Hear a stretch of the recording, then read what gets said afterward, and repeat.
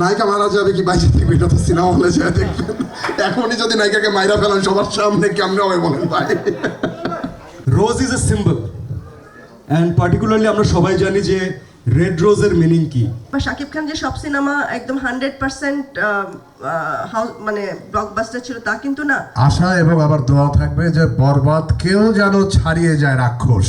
যতটা বড় বড় যুদ্ধ হয়েছে তার অন্যতম প্রধান একটা কারণ কিন্তু আসলে ভালোবাসা। তো আপনি ভায়োলেন্সটা দেখছেন, কিন্তু ভায়োলেন্সের পেছনের যে রিজন, সেই রিজনটা আসলে কতটা স্ট্রং হলে মানুষ এতটা ভায়োলেন্ট হতে পারে। তো আমরা এবার সেই রোম্যান্সটাও দেখাবো, এবং আমরা সেই রোম্যান্সের পরে তাকে অ্যাচিভ করার জন্য, তার জন্য জাস্টিসের জন্য যে ভায়োলেন্সটা প্রয়োজন সেটাও দেখাবো।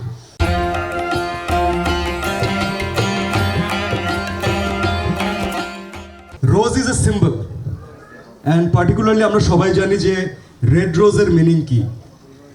গোলাপ তো অনেক কালারের হয়, তো লাল গোলাপটা আসলে কার জন্য বরাদ্দকৃত থাকে সবসময়। তো গোলাপের যেভাবে কাটা থাকে, ঠিক একইভাবে ভালোবাসার পথেও কিন্তু অনেক প্রবলেমস থাকে, অনেক যুদ্ধ থাকে, অনেক ফাইট থাকে। সো ইনশাল্লাহ এটাকে আমরা একটা সিম্বলাইজ ওয়েতে যেহেতু দেখিয়েছি, আপনি এটার পুরো মিনিংটা ইনশাল্লাহ আমাদের টিজার ট্রেলারে কমপ্লিটলি দেখতে পারবেন। But thank you so much for noticing this. Thank you. আমি ভয় পেয়ে গেছি। আমি তো বেসিক্যালি অনেক ডিরেক্টরের সাথেই কাজ করেছি কলকাতায়। এখানে আমার প্রথম, তাই জন্য বাংলাদেশের আমার প্রথম ছবি হৃদয়ের সাথে, তাই হৃদয় সবসময় আমার ফেভারিট ডিরেক্টরই থাকবে। তাই এখন থেকে হৃদয় আমার ফেভারিট ডিরেক্টর। প্রথমবার বাংলাদেশে এসেছি, আর আমার ফার্স্ট সিনেমা আমি করতে চলেছি, তাই জন্য আজকের দিনটা আমার কাছে ভীষণ ভীষণ স্পেশাল। আমি ওভার এক্সাইটেড হয়ে আছি। আমি অনেকবার উপরওয়ালাকে থ্যাঙ্কস জানিয়েছি। খুব বেশি কিছু বলার পরিস্থিতিতে নেই আমি এখন, যেহেতু এত এক্সাইটেড। বাট আমি মনে করি যে আমি ভীষণ লাকি, কারণ আমি এত ভালো মানুষদের সাথে আমার ফার্স্ট সিনেমা বাংলাদেশে করতে চলেছি। নায়িকা মারা যাবে কি বাইরে থেকে, এটা তো সিনেমা হলে যায় দেখবেন। এখনই যদি নায়িকাকে মাইরা ফেলেন সবার সামনে, কেমনে হবে বলেন ভাই?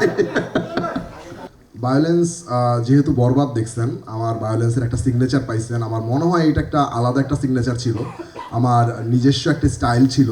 সো ওই স্টাইলের মধ্যে এবার পরে ওইখানে যেরকম একটা সিগনেচার পাইছেন, আশা করি এখানে আমার একটা সিগনেচার পাবেন, যে না এটা হৃদয়ের ফিল্ম।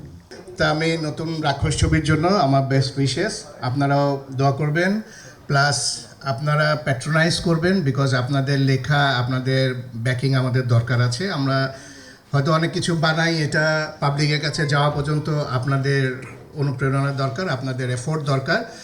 তা আমি আশা করব আপনারা সবাই ওনাদেরকে ব্যাক করবেন। আর ব্যাস এই তো, থ্যাংক ইউ ভেরি মাচ। হৃদয় বরবাদের যে ডিরেক্টর, আমার আশা এবং আবার দোয়া থাকবে যে বরবাদ কেউ যেন ছাড়িয়ে যায় রাক্ষস। আপনারা একটা তালি দেন। হ্যাঁ, কারণ বরবাদও তার ছেলে, এটাও তার ছেলে, তবে দুই ছেলে তো আর একই স্ট্যান্ডার্ডে মেধা হয় না। তো আমি দোয়া করব যেন বরবাদকেও ছাড়িয়ে যায় রাক্ষস। দেখুন, আমি যখন বরবাদ বানিয়েছি তখন শাকিব খান ছিল, তখন আমি আমার নিজের মতো করেই বানিয়েছি শাকিব খানের সাথে। তখন সিয়ামেরও ছিল, জঙ্গলি ছিল, তখন নিশো ভাই দাগি ছিল, তখন আরও অনেক সিনেমা ছিল। আমি কিন্তু প্রথমবার সিনেমা বানিয়ে কখনো, বা শাকিব খান যে সব সিনেমা একদম 100% মানে ব্লকবাস্টার ছিল তা কিন্তু না। আমরা মানে ভালো ভালো ছবি এখন যেভাবে সিনেমাগুলো আসছে, তো ওই দিক থেকে আমি তখন এটা ভাবিনি যে আমার বরবাদ ব্লকবাস্টার হবে, শাকিব খান থাকলেই ব্লকবাস্টার হবে, শাকিব খান না থাকলে হবে না, সেটা ভেবে আমি সিনেমাটা করিনি। বরবাদটা করেছি যে বরবাদটার ওই ক্যারেক্টারটাতে আমাকে শাকিব ভাইয়েরই দরকার ছিল, এবং শাকিব ভাই এটা করতে পারতো।